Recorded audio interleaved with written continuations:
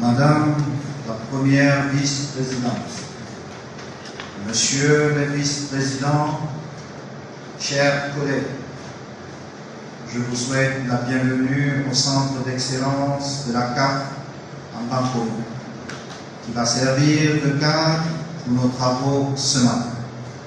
Permettez-moi de commencer, en notre nom, à toutes et à tous, de m'incliner devant la mémoire de nos illustres disparus.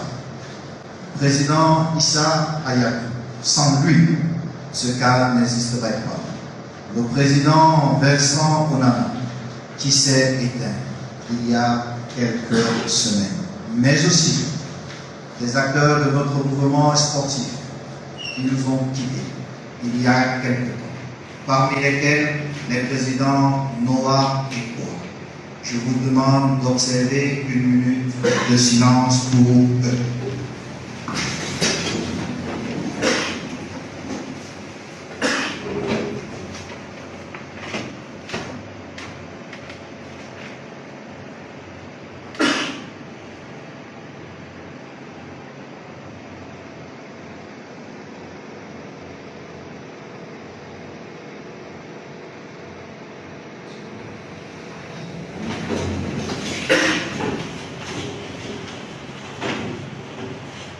Chers collègues, nous avons vécu une année 2024 difficile, principalement dans le cadre de ce que les commentateurs ont qualifié de crise Mitsep-Pekaput.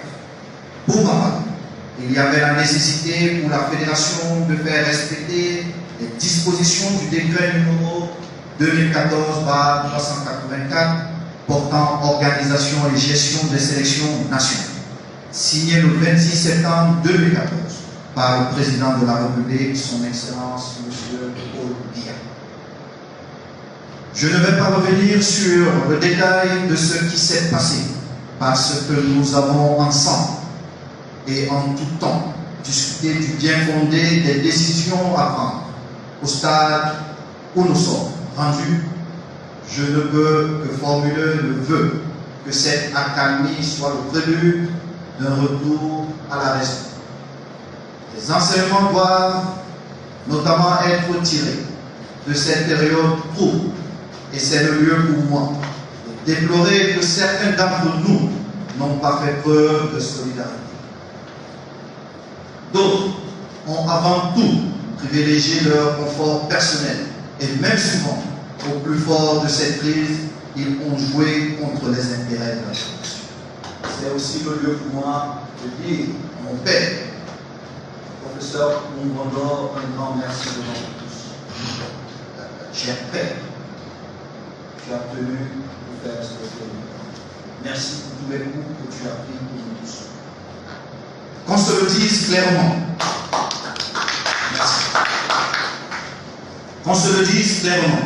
Le projet qui nous a portés à la tête de cette fédération n'est pas seulement le mien, mais celui de tous ici présents. Les causes et les enjeux de cette crise ne sont pas ceux d'une personne, mais il y va de la survie du mouvement sportif en général et du football en particulier. L'autre leçon majeure à retenir de cette période est la nécessité de construire une véritable indépendance financière. Elle seule peut permettre à notre fédération de pouvoir remplir pleinement ses missions de développement et d'encadrement de notre sport. Nous devons y travailler prioritairement. Pour ma part, je reste convaincu que les actions que nous avons menées depuis notre élection ont permis de redonner vie au football. La vivacité de nos championnats en est le témoin. La ferveur de nos compatriotes et leurs intérêts pour le football témoignent du fait qu'il y a un avant et un après. Sur le plan des infrastructures, nous avons avancé sur nos projets. Les stades de Kousséri et Bamenda sont en phase de finition. C'est l'occasion de saluer notre partenariat avec le pays. Le siège de Ouargla est en travaux et nous avons bon espoir qu'en milieu d'année prochaine, nous pourrons y aménager. L'année qui s'achève a été très difficile sur le plan financier, dans le contexte que nous avons connu. la fédération a dû prendre sur ses fonds propres des dépenses importantes afin de supporter certaines charges des sélections nationales. Il faut le dire aussi, les nombreux procès et procédures judiciaires fallacieuses ont causé un préjudice financier important à la fédération. Tant de ressources qui n'ont pas été consacrées au financement du football. La location de cet argent qui nous est imposé par la force des choses a créé des périodes de tension, tout en étant un frein à notre travail.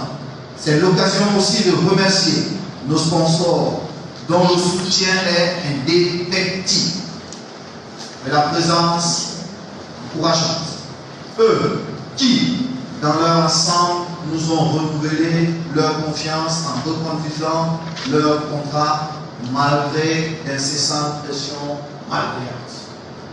Au cours de nos travaux, nous allons soumettre à nos délégués, à nos collègues de l'Assemblée générale, un ensemble de modifications sur certains textes. D'abord, sur nos statuts, afin de mettre un terme à des procédures judiciaires sans fondement et initiées par des personnes qui ne participent pas à nos compétitions et qui font perdre de l'argent. Ensuite, nous devons introduire plus de clarté et de rigueur dans notre élaboration budgétaire. Il est important de rendre plus crédibles les parrainages lors de nos prochaines élections afin qu'elles reflètent la volonté des vrais acteurs du football. Il est important de s'adhérer aux exigences des statuts de la FIFA et de la CAF afin d'avoir plus de flexibilité dans la prise de décision. Il est nécessaire de garantir une meilleure indépendance de la FECAF. Les modifications apportées à notre régime interne de passation de marché ont aussi principalement pour but de s'adapter à notre réalité. Nous avons hérité d'un copier-coller qui, au quotidien, ne permet pas de mener nos opérations en toute transparence. La nécessité de la refonte de notre régime financier va permettre d'accélérer notre ancrage vers une meilleure gouvernance. L'ajustement de l'organigramme participe aussi à ces actions qui permettront de rendre les ressources plus efficaces. Au vu de tout ce qui précède, il est essentiel de réaffirmer notre objectif, qui demeure inchangé depuis ma prise de fonction à la tête de cette fédération. Nous devons intensifier nos efforts collectifs afin qu'ensemble, nous œuvrions à redonner à notre pays le plaisir de la victoire et au football camerounais toute sa grandeur. Je vous remercie pour votre aimable et bienveillante attention. Merci de vous abonner à notre chaîne TGV Africa, chaîne qui scrute le monde afin de vous informer de l'actualité de l'heure.